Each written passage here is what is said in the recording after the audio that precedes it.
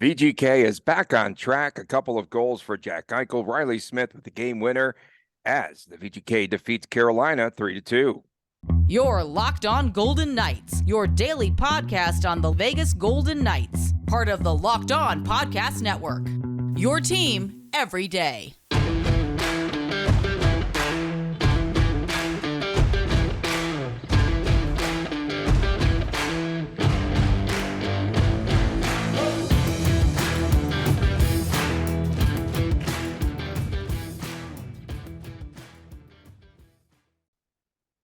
Hi again, everyone. Tony Cardasco along with Chris Golick. You could find us on Twitter at Locked On VGK, at Tony Dasco, at TD Chris G. And of course, Locked On Golden Knights is the place to be on YouTube. And please subscribe there and leave all of those terrific comments. Chris, how far do you think it is from the Thomas and Mack Center to T-Mobile Arena? Oh, Lord, I can't imagine where we're going here. How far is it from Thomas and Mack? From a mileage perspective, I'd say 3.5 miles. Okay, so I left that horrific UNLV Utah State game early last night. It was your night last night, right? Senior night? It was your night? I like that one. That was pretty funny. So UNLV's getting blown out, okay? And so I leave with my friends. And so we left at about the 12-minute mark. Don't tell anyone. I'm supposed to probably hang out there through all of the just nonsense there at the end. I'll stay between me and you and our 157 YouTube views. Okay, so I never realized as I'm walking out and I'm watching the VGK game on my phone, and all of a sudden I hear, you heard the horn. You could hear the goal horn in front of the Thomas and Mack Center. And I'm like, what is that? The fog's not rolling in right now. I'm not on YouTube, right? There actually is a little bit of fog right now, the way your lighting is, but keep going. Okay, you could hear the goal horn. And so I'm watching and I'm like, what is that noise? I've never heard that before in front of the Thomas and Mack. Are you kidding me? Season 2, they started with the horn, I want to say, outside the arena. And whenever the Golden Knights score, there's a separate horn that goes off. They blow the horn when the doors open outside as well. So, all right. So I'm watching the game and they go, oh, VGK just scored. I go, it's a 2-2 game. What? No, there's no way. You're of course the game's on delay on my phone. And then finally we see like a minute later, Riley Smith with the goal. So that's where I was going with that. Pretty awesome. The goal horn you could hear in front of the Thomas and Mack Center. And that was perhaps the highlight of the night because the Running Rebels got blown out of their own building. 3-2. VGK with the win. Jack Eichel had a couple of goals. He's just on fire. A nice bounce back for the VGK coming off of that Colorado loss. Props to Boy Jackson on YouTube who called 3-2 Vegas Golden Knights, and he had Petro and Smith. Smith had the game winner, so we'll crown Boy Jackson the fam winner of that one, I guess. Fun game. Listen back to the press conference. 2 things stood out to me. One, talking about the acquisitions and the defensive side of the VGK as it pertains to Barbashev. We're trying to get Marchessault to buy into that part of his game. Okay, little in between, the little thing. It's subtle, but it's notable whenever Cassidy volunteers Marchie's name in the post-game presser. Second thing he mentioned, and I had to go back and think about it, Carolina looked good. I mean, they are a phenomenal team. Did they have a single 2-on-1 or 3-on-1 odd man rush last night? I can't recall one. We walked around a little bit. We probably saw about 45 minutes of the game and spent about 15 minutes of the game time walking around, and stuff like that. But I feel like I do not recall seeing an odd man rush. And, the way Carolina came out, man, the Carolina had their foot on the gas to start the game. They were ready. Adin Hill made some real good saves. VGK was lazy on a line change in the first 30 seconds, which almost led to a Hurricanes early goal, which would have been terrible. Credit Adin Hill for getting the job done. The goal, the first goal he let in, I didn't like, but listen, Carolina's going to score a goal. You're not going to keep him off the sheet, so we're just going to move forward from that.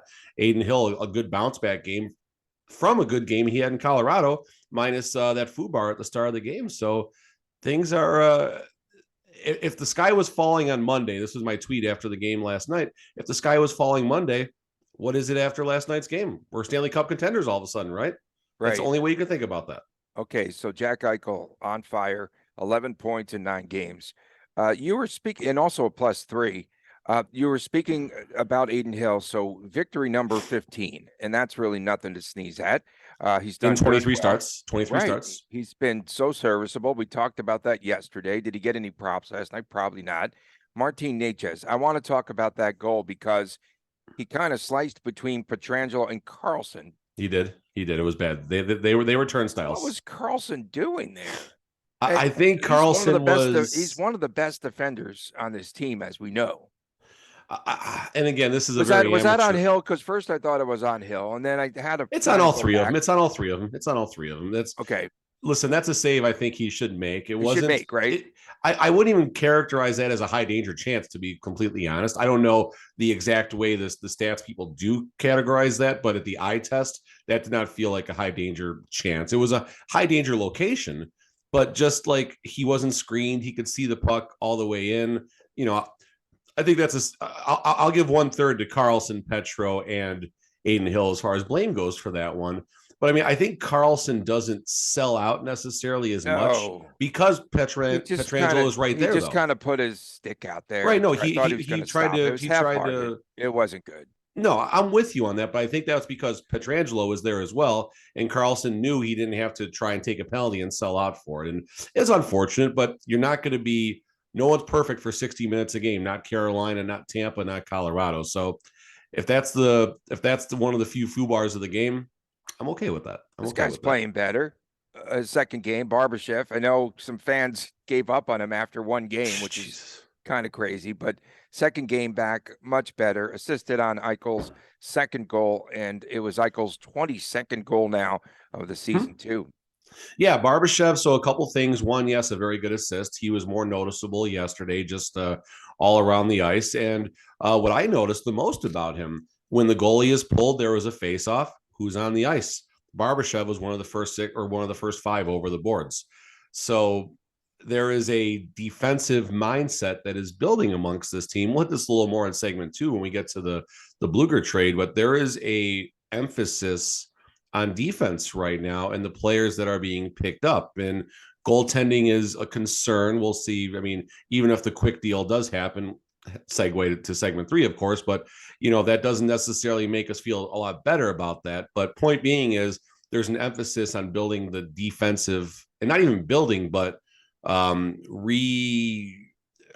just making it stronger, reinforcing the defensive structure of the team right now, which defense wins championships and good goaltending wins championships. And they're trying to put a team together where you need serviceable goalies to make their layups, because our 6 defensemen and now half of our forwards all of a sudden are pretty good defensive minded players on the team. Yeah, and Kolasar last night, I noticed in the box score 7 hits for Kolasar, so they are trying to pick it up a little bit. But it wasn't noticeable hits though. Like it wasn't. I don't know.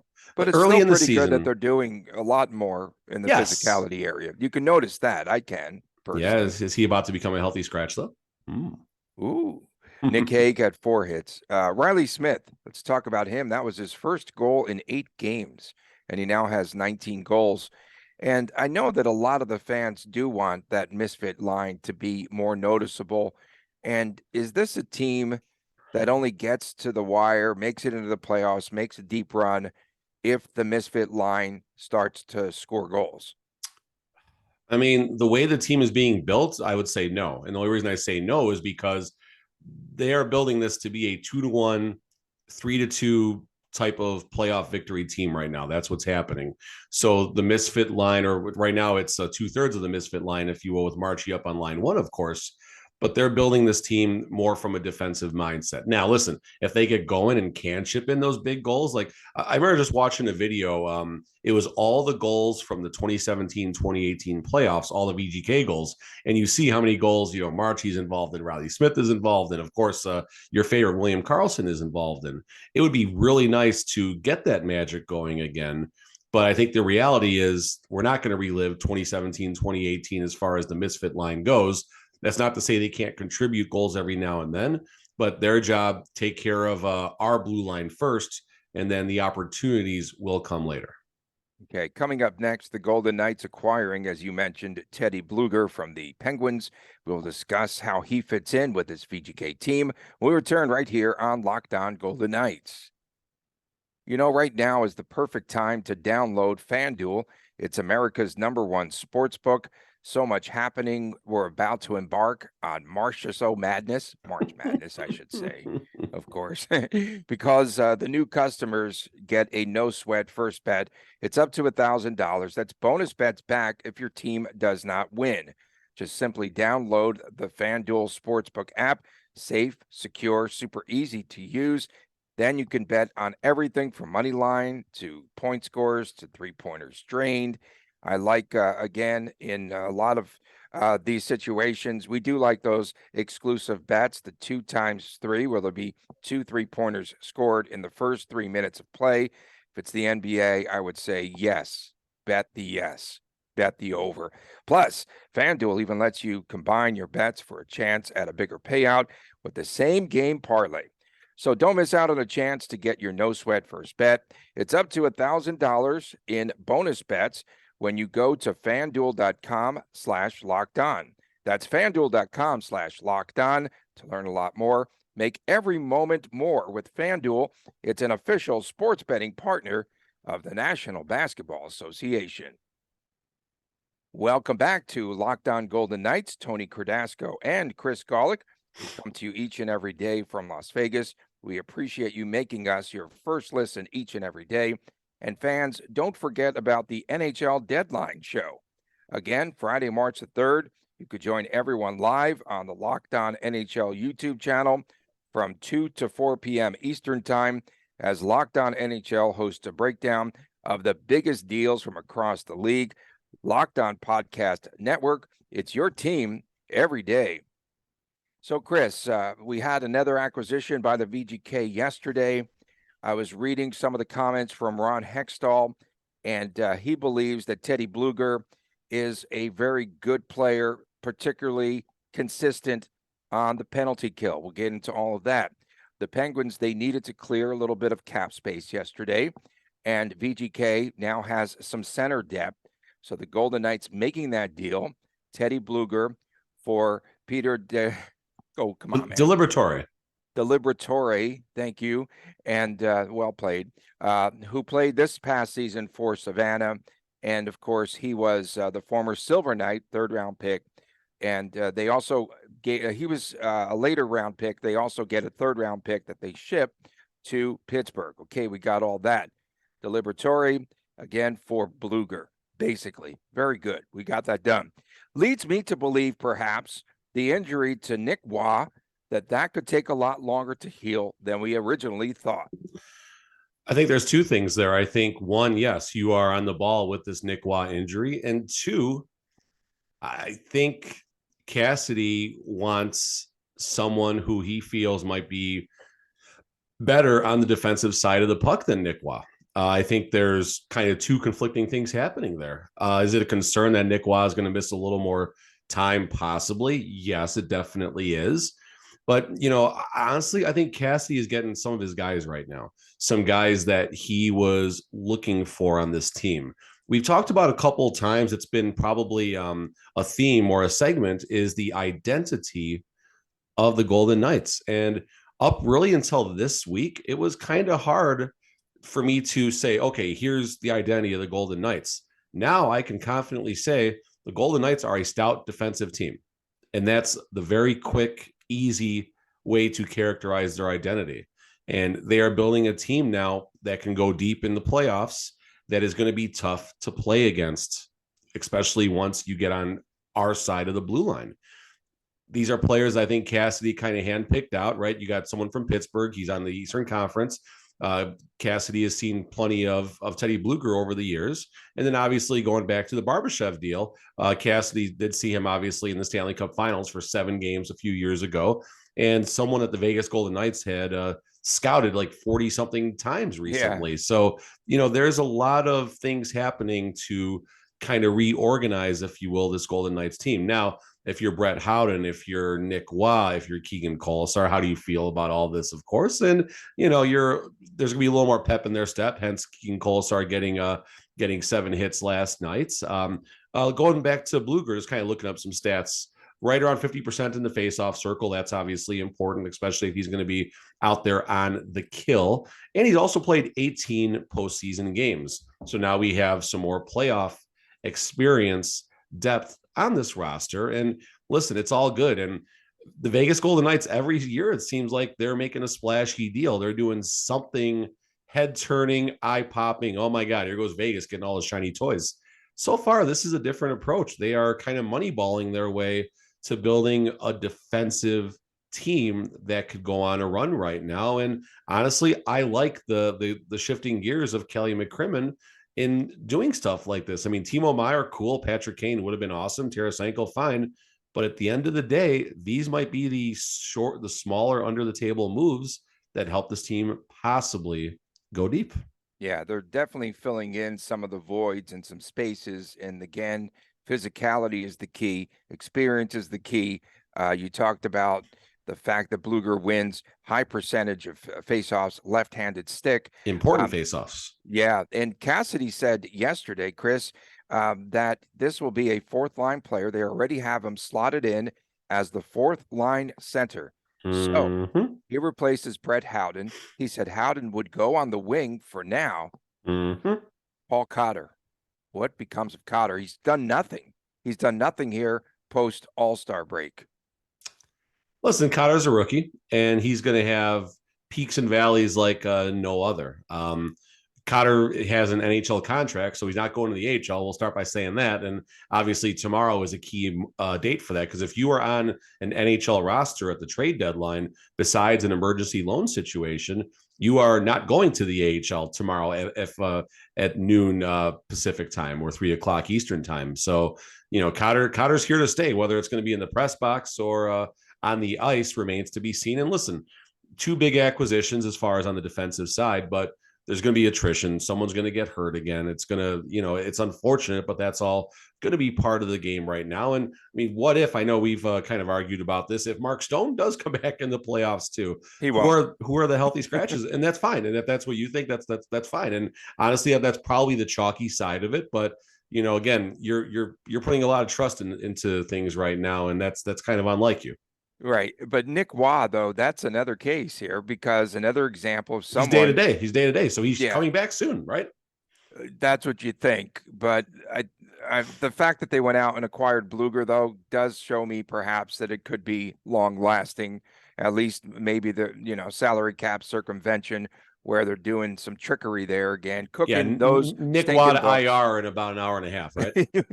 By the end of today, by the time this show airs, 5 o'clock. He'll probably be 5 o'clock. He'll probably be on IR. Coming up next is VGK honing in on one Jonathan Quick. Oh my goodness, we have to get into some sort of a debate here. Will they add him to the goalie core?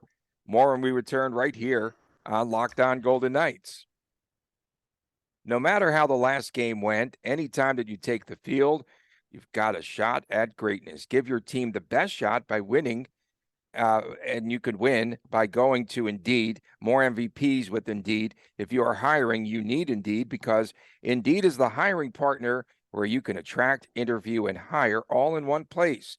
And Indeed is the only job site where you are guaranteed to find quality applications that meet your must-have requirements, or else you do not pay. Instead of spending hours on multiple job sites hoping to find the candidates with the right skills, you need one powerful hiring partner that can help you to do it all. Indeed partners with you on every step of the hiring process.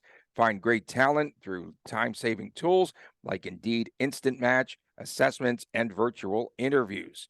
With Instant Match, of course, as soon as you sponsor a post, you can get a short list of quality candidates, so that'll definitely help you out. Indeed makes it easy to hire talent. According to ComScore, Indeed is the #1 job site worldwide. And Indeed delivers 4 times more hires than all the other job sites combined. Start hiring right now with a $75 sponsored job credit to upgrade your job post at Indeed.com/lockedon. Indeed.com/lockedon. This offer is valid through March 31st. Go to Indeed.com/lockedon to claim your $75 credit before March the 31st. Hi again, everyone. Tony Cardasco, Chris Golick from Las Vegas. We appreciate you making us your first listen each and every day. Of course, we cover the Vegas Golden Knights. Follow us on Twitter at Locked On VGK. Definitely check out my man, Chris Golick, at TD Chris G. Very entertaining follow. Getting heat right now for my VGK Jonathan Quick tweet this morning. I don't get it. Okay, so what type of heat are you getting? Well, so RO VGK fan 702, who goes by RO double B, is it does make sense. So here's the tweet, right? Let's start here. Goalie playoff experience for the Vegas Golden Knights. Current goaltenders. We have 4 goalies right now. Hutchinson, 4 playoff appearances. Leads the Golden Knight goalies. Brossoit, 1 playoff appearance. And that was in a relief effort when I think Winnipeg? Colorado, I thought it said. Okay. I might have read that wrong, but I'm pretty sure it's Colorado. Logan Thompson, 0 playoff games. Aiden Hill, 0 playoff games. Now, listen, if Logan Thompson is healthy and is going to come back, again, there's 2 things there. One, Bruce Cassidy first scoffed at the fact that they claimed when he was asked by the media if it was a regular season injury for Logan Thompson. And he said he shot it down right away. No. 2 days ago, he was asked about Logan Thompson. He's not even close to skating yet. So, Tony, stop trusting what this team says about Mark Stone. Moving forward from that. That right. Said, if Logan Thompson is slated to come back sometime during this regular season, then we don't need Jonathan Quick. Logan Thompson, I'm comfortable with his lack of playoff experience and leading this team. He's been a goalie the whole season. But if Logan Thompson's coming back, I'm not going to be quick to sign Quick. Why didn't even plan that out? That's my point right there. I'm fine with the rotation of Logan Thompson's the man. Aiden Hill and Brossoit are the backups. We'll figure that out later when the health is, whatever the health situation is going to be. Right. If Logan Thompson is out of the equation for the regular season and possibly the playoffs, it's a nice insurance policy to have with Jonathan Quick and his 92 playoff games with 2 Stanley Cup championships. And I mean, listen, put yourself in the head of him, right? He had no idea this Columbus thing was happening. He's on the plane on the way home with the team after the Columbus trade happens. Columbus says they're not even interested in his goaltending efforts. They made a deal to improve their roster. If they can flip him for something, fine, they're going to do that. Who's going to be more motivated than Jonathan Quick right now, who would be on his 3rd team of the season if the Vegas Golden Knights do go after him to, get the band back together for one last run, or at least to have him mentoring, if Logan Thompson doesn't come back, Aiden Hill and Brossoit, and however that whole thing works out. So ROBB likes the perspective. Hogg says Peyton Manning won 2 Super Bowls. Maybe the Raiders should call him pound sand, whatever to that one. But rating VGK tweets, VGK cringe, of course, gets in there. It doesn't, though. Quick has been the worst goalie in the league this season. So unless he'd be a number 3 until Thompson gets back, it doesn't make sense. I'll meet that person in the middle. I'll meet rating VGK tweets in the middle on that one. So listen, the stats aren't there. Fine, I get all that. But there is a human element to the situation that could triumph a little bit of this. This is a team that's built on a bunch of misfits. Copyright William Karlsson. We're just a bunch of misfits that wound up being the best marketing statements anyone's made since 2016, when this team was simply a pipe dream. So Jonathan Quick all of a sudden is now the ultimate misfit, and no one's candle is probably going to be burning any hotter than his to make one more run and possibly to even stick it to the Kings if VGK matches up against them in the playoffs. Just think about the storylines. It writes itself, Tony. It writes itself. Now, talk me down, Tony. Go ahead. Talk me down. No, let me write this story for you. Okay. If they send Vegas Bjorn back to Columbus, I would take Jonathan Quick in a New York minute. You would take a bag of used pucks for William Karlsson. You would take an empty goalie. Tupperware of air over William Karlsson, Tony. The fans are irate in Los Angeles. Maybe perhaps the way that this deal went down, I don't know. But again, with Quick, he didn't find out on Twitter. Don't worry, it's fine. He didn't find out on Twitter. It's fine. Okay, he's in the last season of a 10-year, $58 million contract. They're not going to re-up the ante here. They're not going to pay him. They're not going to extend him. What else can they do with him? Again, 11, No one 13, thought no one thought he was going to trade for him because of the 11, stats you're 13, about to and put up here. okay, 11, 13, and 4. .876 save percentage, 3.5 goals against. I checked like the stats, even just his last 5 games. He's given up 5 goals twice. Okay. And VGK has they have difficulty most nights in getting to that magic number 3. So I don't know. He definitely slowed down. So the Kings, pretty interesting though. I don't know if you saw this. So of course we saw in this trade, they got Jonas Corposalo, right? But who's not had a good year at all. Okay, but it was again just getting rid of him and just sending him away, I think. Right. And then the goalie, Eric Portillo, from Buffalo, they got actually the Michigan kid. Sounds so good. I love Portillo's. Oh, Portillo's sorry. good. Yeah, good hockey. Get back on track. Okay, sorry. back to hockey. Okay, Chocolate cake. So they give up as many goals, the Kings, right now, as they score in games. I can't have any of that if I'm the VGK. But their defense is nowhere near what VGK's is, to be fair. Okay, you got a point there. I'll give you that. So they have Phoenix Copley. He's number 1. Cal Peterson, last we checked, was still down. Ontario, AHL, right? Ontario, AHL. Okay. Yeah, how mighty the mighty have fallen. Oh my God. Yeah, but like look at their goalie situation, and this can't be good for the psyche of the LA Kings right now. Because Anze Kopitar was really fired up. He was really mad after. Did he score 4 goals in that game the other night? He did. Yeah, and he wasn't even celebrating that. He was just more upset. But they knew about this before the game. But you said Quick came back on the flight too? Quick was on, Saravelli, I believe, put that out there. Oh, I don't know. Now, what I don't know is if he found out right after the game or if they were on the plane first. But either way, he was hey, listen, we traded. You need a lift? It was better than what the Florida Panthers did to Gerard Gallant, sticking him in a taxi on the road. So, I mean, there's that at least. Right. That's true. But again, Quick wanted to play past the season. LA had to cut ties at some point because they weren't going to get. No one expected it though, because no one expected anyone to do something in a trade for him. I don't think they made this trade to get something back. I think it just kind of presented itself and it worked out. Listen, I'm not going to argue the stats. I'm not going to argue any of the stats. I'm not going to argue, what he's done this season. I'm not going to. I can't argue the stats. You cannot argue stats. But every now and then, just sometimes some weird things happen, and the motivation he's going to have could do something. Now, is there a path where VGK trades for him and like cuts him after the?